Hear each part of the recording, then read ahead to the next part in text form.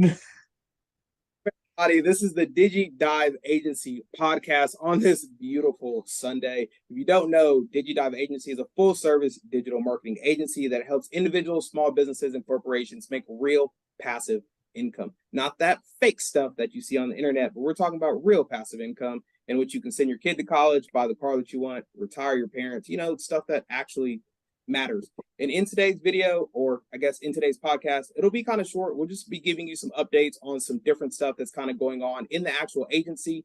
If you don't know, my name's Trey. We have Christian. He's in charge of our Amazon FBA. We have Percy, who's in charge of our sales, also helping out with our lead generation side. Christian is kind of going to lead us off when it comes to the new store that we just started. So you can kind of see the entire process of running an Amazon FBA store, have some really cool information and really cool updates that we're going to get into. But Christian, go ahead and hit us with the updates, my boy. Yeah, man. So the update for this week, with the store that we're using as our case study, we sent all the products in about 2 weeks. April 28th is when we sent all of our products in. Amazon took a little while in order to check everything in. The biggest reason why it took so long was just with this being the first order for us checking within our store. But once Amazon did acknowledge and check in our box, it took in the past 7 days, we've had 7 sales. All 7 sales, right? I'm excited for as well. All 7 items were just one of the product. So what this shows us is that even though we have the statistics for both these items, according to the platform we use, the computer said both items were going to be, really great selling items. What we learned is that one of these items is selling much better than the other. We've sold 7 of one and none of the other in the past week. And that's where we're at right now. So really excited just seeing what's working, seeing what's not working, and just documenting the whole process for you guys to view, follow along as the store grows and develops. Super cool. And one thing that's really important, especially if you're following Christian's journey, or I guess our case study, but Christian's kind of manning that, so I guess his case study is the fact that if you are somebody brand new to Amazon FBA, you want to make sure that when you are just getting started, you're not going balls to the wall, buying 100 different products and sending them into Amazon, because sure, you do have softwares, and I'm sure you probably did research and you think what is selling on Amazon, but until products actually get to Amazon and are listed for sale on the website, you really have no idea.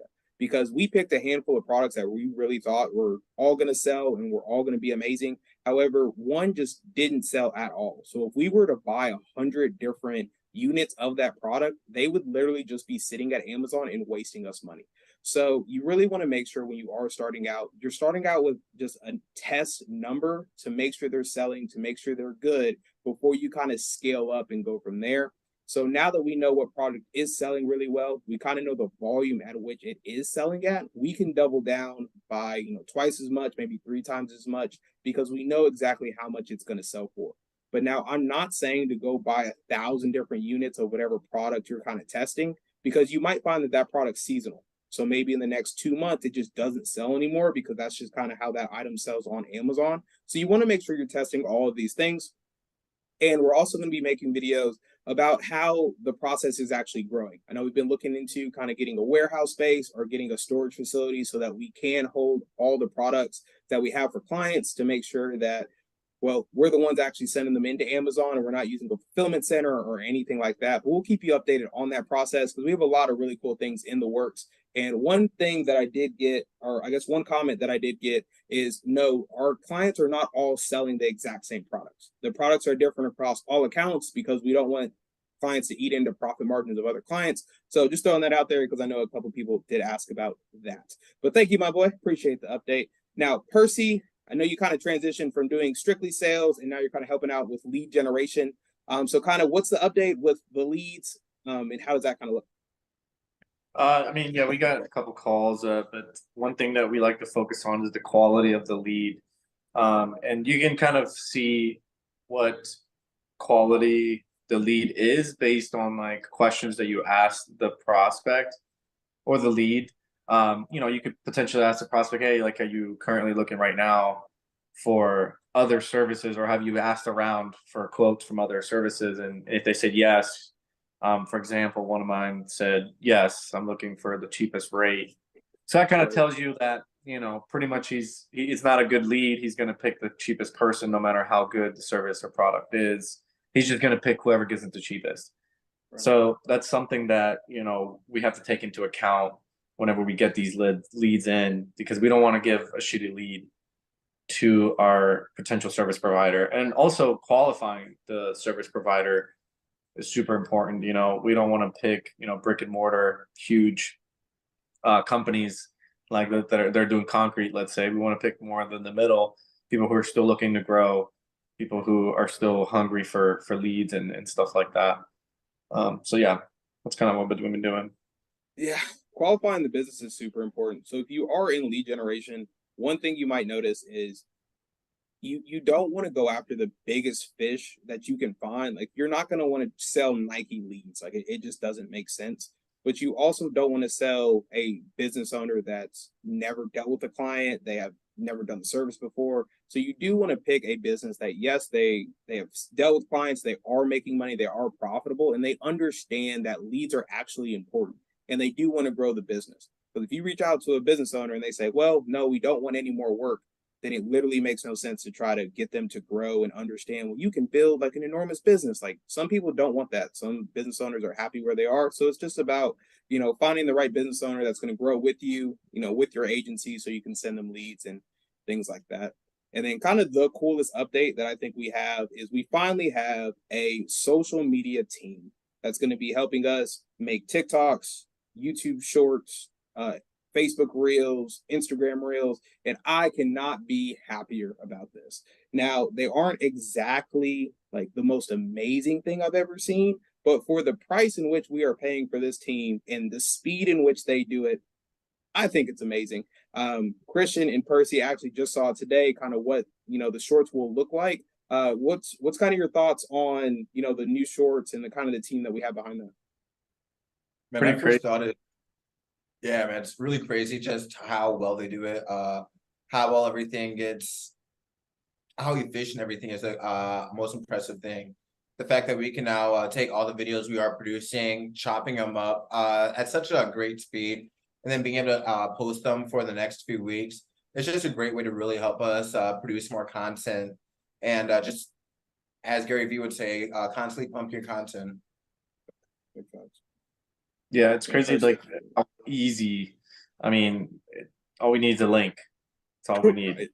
Yeah, literally. And then done. It takes like 10 minutes and 10 pieces of content. Yeah, right then and there.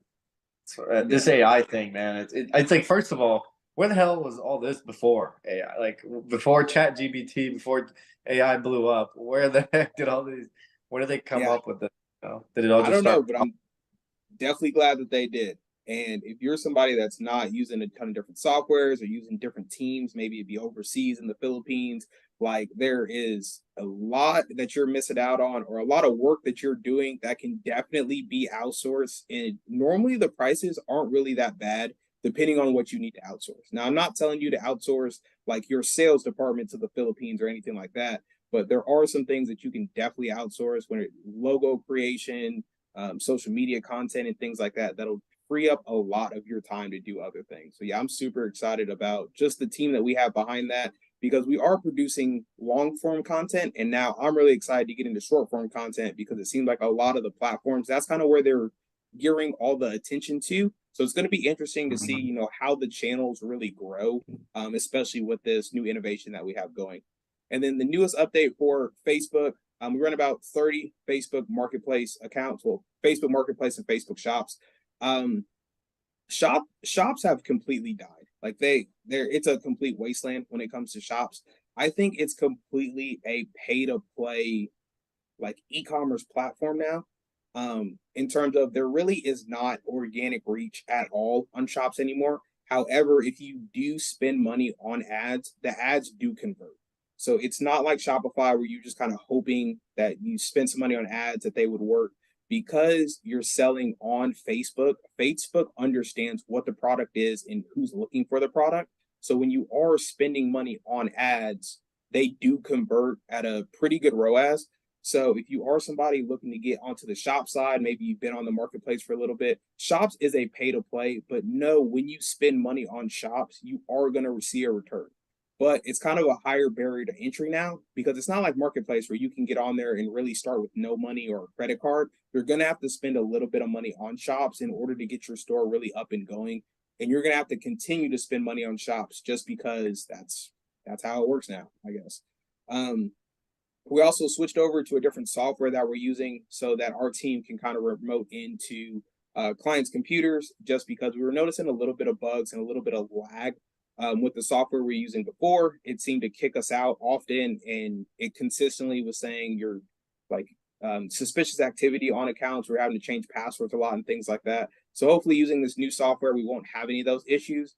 Thankfully, none of the accounts were like shut down or blocked or anything like that by Facebook. So we haven't had like major issues with it. We just didn't like how inefficient it was. So we're kind of transitioning over to that, but not a huge transition as the softwares work exactly the same. It's just, ran by two different companies. So that's kind of the update on Facebook.